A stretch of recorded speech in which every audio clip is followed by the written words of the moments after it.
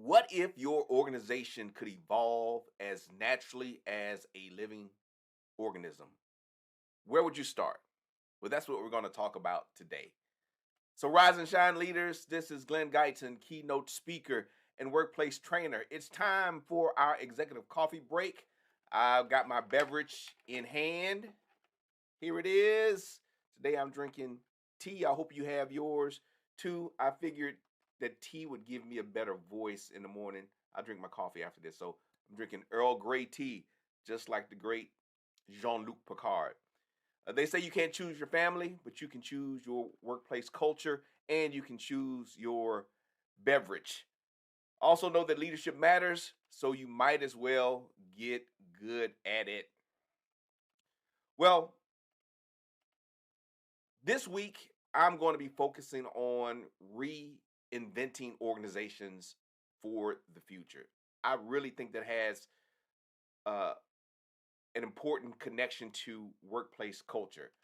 So, we want to create more dynamic, resilient, and fulfilling workplaces. We want to have that great culture. And I've been inspired this week by the groundbreaking work of Frederic Laloux.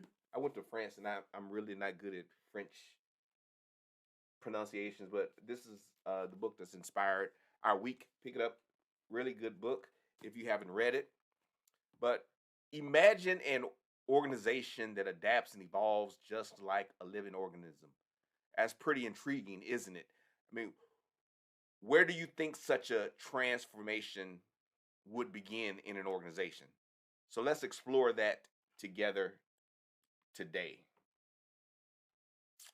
Um, First of all, let's just understand this evolutionary work culture, what we would be looking at, what we hope to achieve. At the heart of Laloux's vision is a radical rethinking of how operations operate. I mean, I say radical rethinking, but I mean we always need to reimagine uh, our workplaces and how we do things. We need to improvise, adapt, and overcome. I don't know if you all saw that movie Heartbreak Ridge, but that stuck with me when I was a kid. Gunny Highway, who was played by um, Clint Eastwood, that was one of his famous lines. Improvise, adapt, and overcome, and that stuck with me even as a young person, young leader. That's really important for a leader to do is to improvise, adapt, and overcome. So as we think about evolutionary work cultures, they break away from the traditional hierarchical models to embrace a more fluid, organic structure.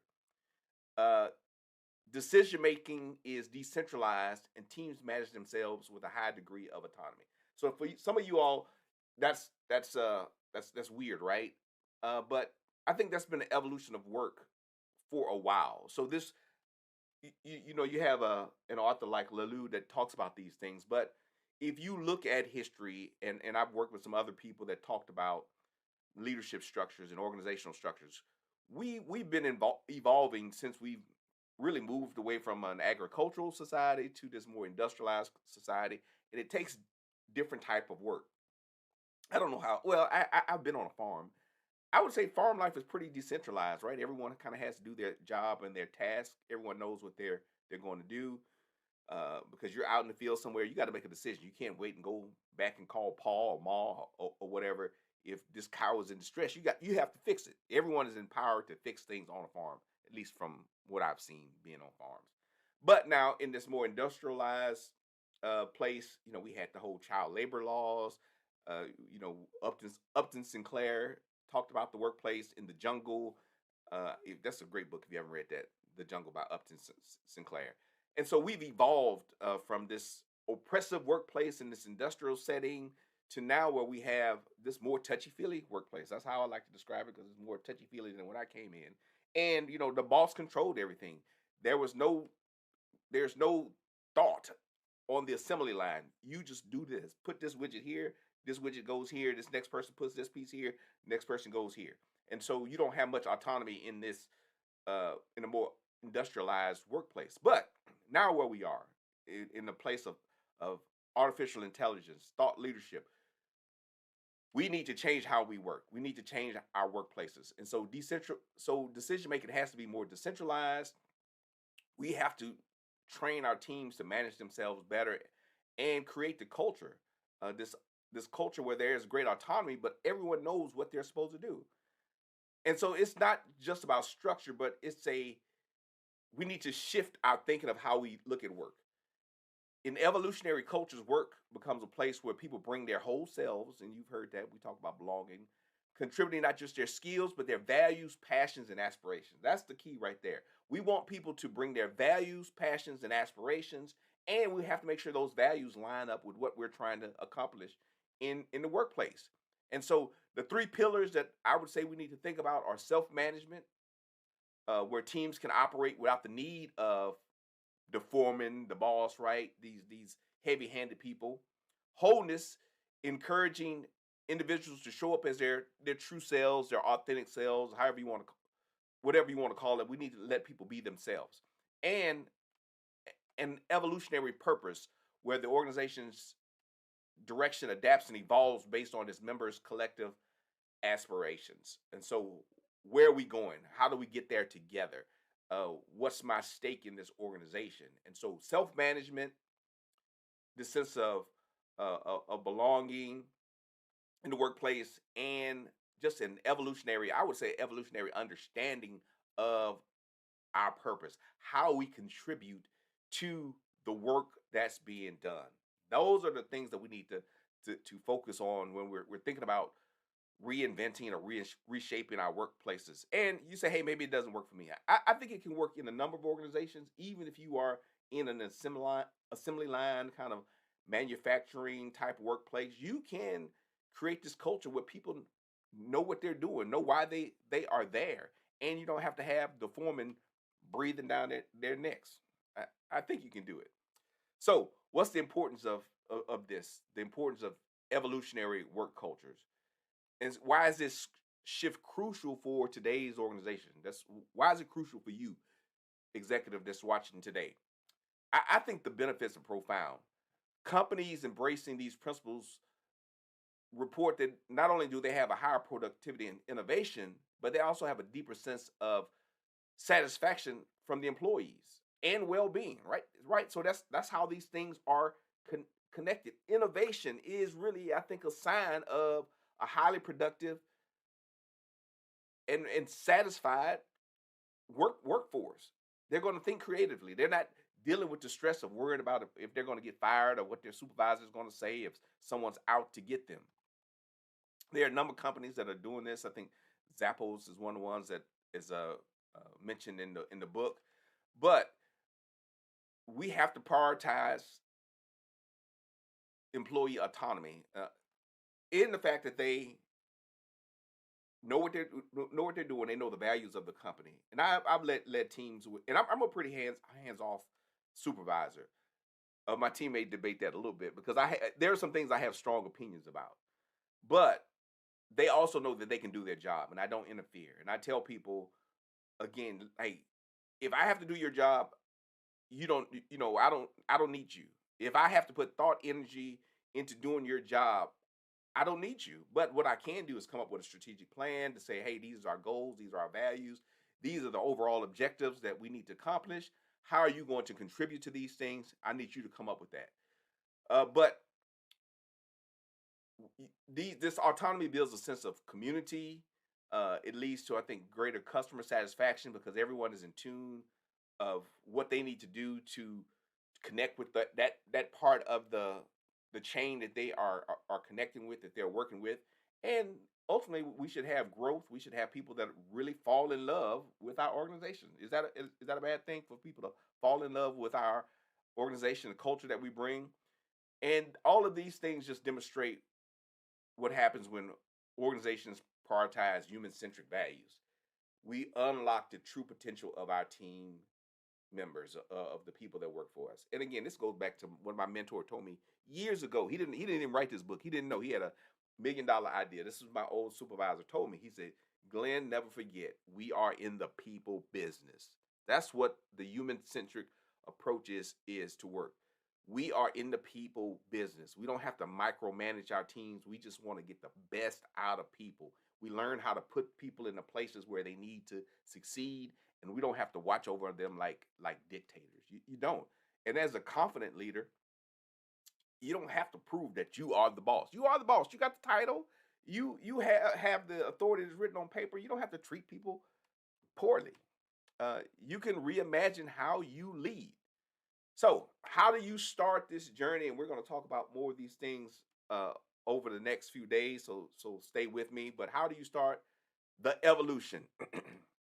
It's easier if you're the boss. You can kind of start it. But maybe it's not easier if you're the boss because you still have this cultural resistance. I've led organizations that had been around for a long time. I was the top dog per se, but it was still a culture of the organization that I had to fight against, even though I was the boss.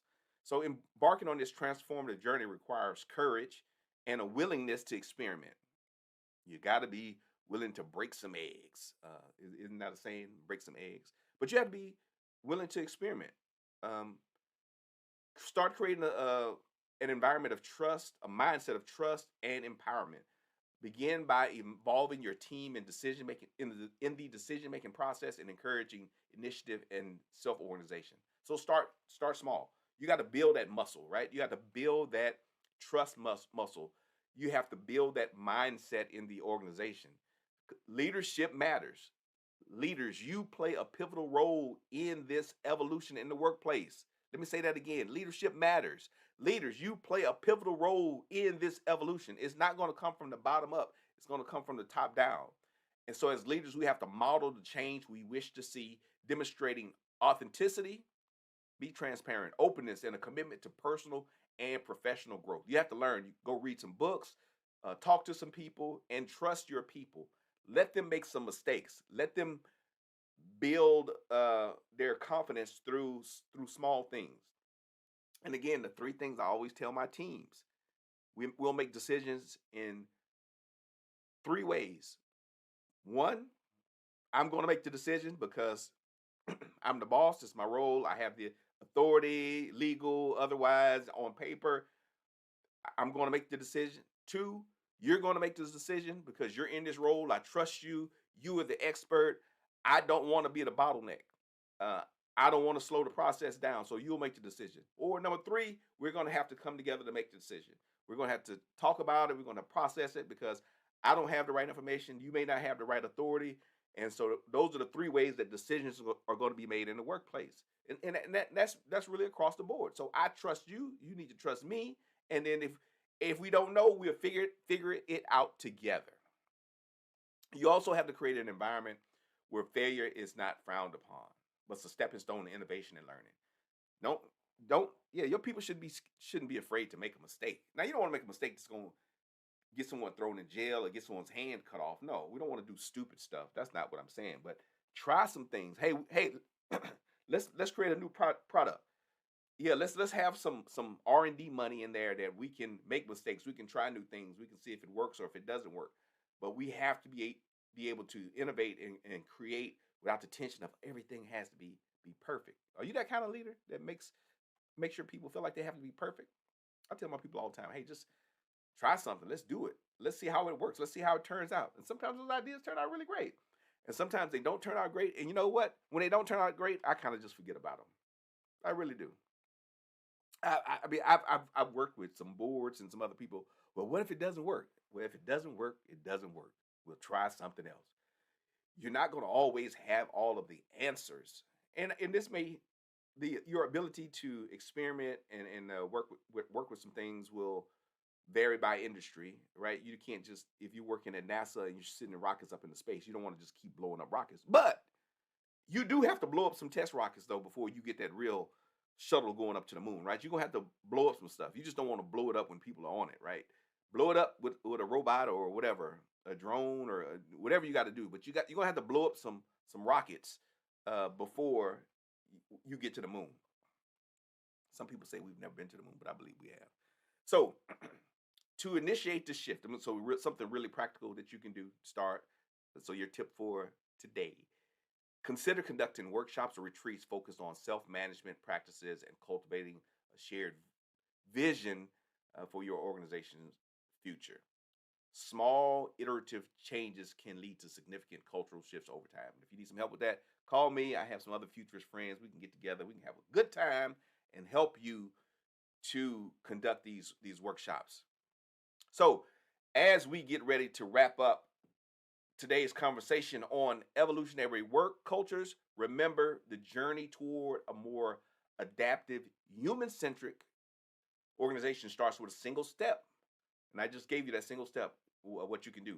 The willingness to question, to imagine, and take a bold action. So I'm encapsulating that. So the single step, hold some workshops, get people together, start a retreat. That's one way you can start. But the mindset is a willingness to question, to imagine, and to take bold action. And I invite you to reflect on how you can begin this transformation in your own organization. So let's not forget the strength and perseverance it takes to lead with empathy and inclusivity. Better leaders get better results. So, to every one of you leading the charge for a more supportive and engaging workplace, I leave you with this: stay bold, stay inspired, and remember that your actions today shape the culture of tomorrow. You all have a good one.